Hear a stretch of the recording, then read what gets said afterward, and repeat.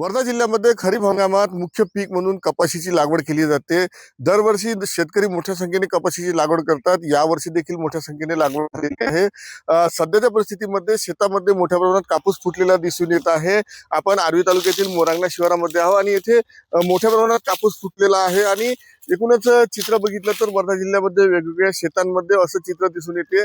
कारण सध्या रब्बी हंगामातील कामं सुरू आहेत आणि सोबतच उन्हाळी पिकांची सुद्धा लागवडीची कामं सुरू आहेत। अशा परिस्थितीमध्ये अनेक शेतांमध्ये मोठ्या प्रमाणात कापूस फुटलेला आहे। त्यामुळे झाडं अशी कापसामुळे लदबदलेली दिसून येत आहे। शेत शिवार असा कापसामुळे पांढरा सोन्यामुळे पांढरा झालेला दिसून येत आहे आणि यामध्ये मजुरांची कमतरता भासत असल्यामुळे अनेक ठिकाणी कपाशीच्या झाडालाच कापूस आहे आणि त्यामुळे एकूणच शेतकऱ्यांना मात्र सध्या मजुरांचा शोध घ्यावा लागत आहे आणि कापूस वेचणीसाठी अडचणींचा सामना करावा लागत आहे। महेश मुंजा, TV9 मराठी, वर्धा।